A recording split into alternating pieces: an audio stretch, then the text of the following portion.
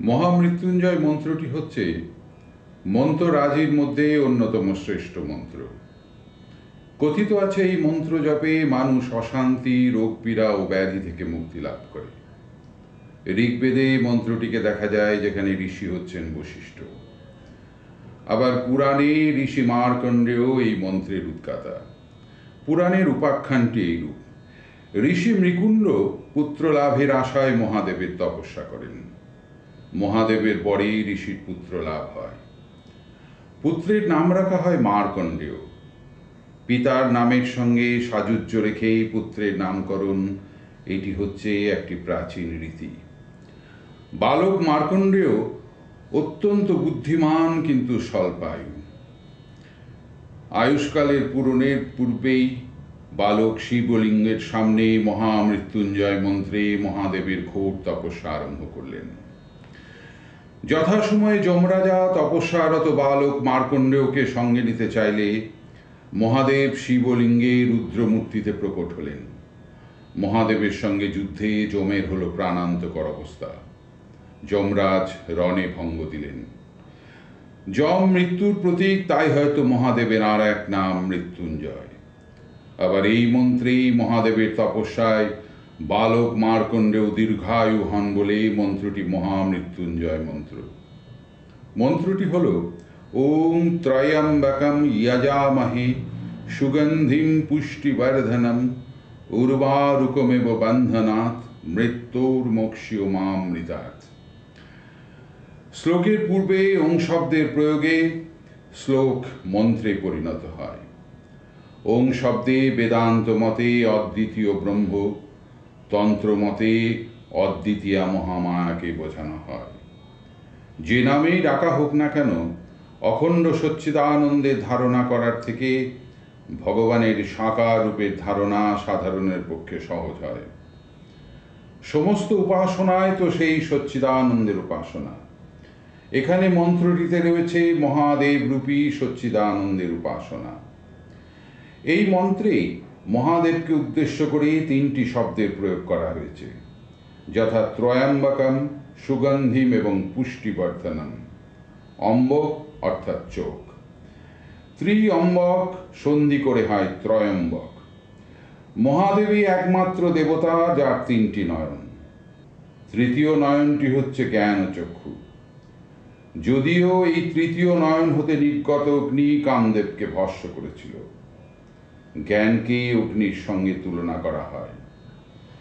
অগ্নি যেমন সবকিছুকে জ্বালিয়ে নাশ করে, জ্ঞানও সেই রূপ অজ্ঞানকে নাশ করে। সুগন্ধিম বলতে টিকাকার সায়নাচার্য মহাদেবের প্রসারিত কীর্তিকে বোঝাচ্ছেন। উদ্যানে বৃক্ষ বা লতায় পুষ্প প্রস্ফুটিত হচ্ছে। ফুলটিকে হয়তো দেখা যাচ্ছে না, কিন্তু তার সুগন্ধ ধরা পড়ছে নাসিকায়। ঠিক তেমনি মহাদেবের অদর্শনেও কিন্তু তার যশ, কীর্তি ও গুণরাজি ভক্তের কর্ণে প্রবেশ করছে। মহাদেব হচ্ছেন ভক্তের কাছে এক আবেগ। পুষ্পদন্ত মহিমা স্তোত্রে মহাদেবের এক অনন্য সাধারণ স্তুতি করেছেন। অসিতগিরি সমং স্বাদ কজ্জলম সিন্ধু পাত্রে সুরতরবর শাখা লেখনী পত্র মূর্বি লিখিতা যদি গৃহীত্বা শারদা সর্বকালম তদপি তব গুণনামিষ পারম ন জাতি।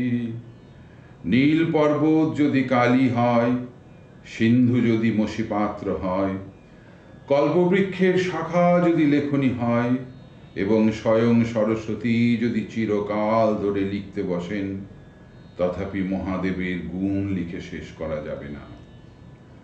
সমুদ্র মন্থনকালে জগৎ রক্ষার্থে মহাদেব নিজেকে বিপন্ন করে হলাহল পান করেছেন। আবার তিনি জীব উদ্ভিদ জগৎকে বেড়ে ওঠার জন্য সামর্থ্য প্রদান করছেন। তিনি হচ্ছেন মহাযোগী। টিকাকারদের মতে যোগীদের যোগ সাধনার ফলস্বরূপ তিনি অনিমাদি সিদ্ধায় ও মোক্ষ প্রদান করছেন। মানসিক উত্তরণও হচ্ছে তার কৃপায়, তাই তিনি পুষ্টিবর্ধনম।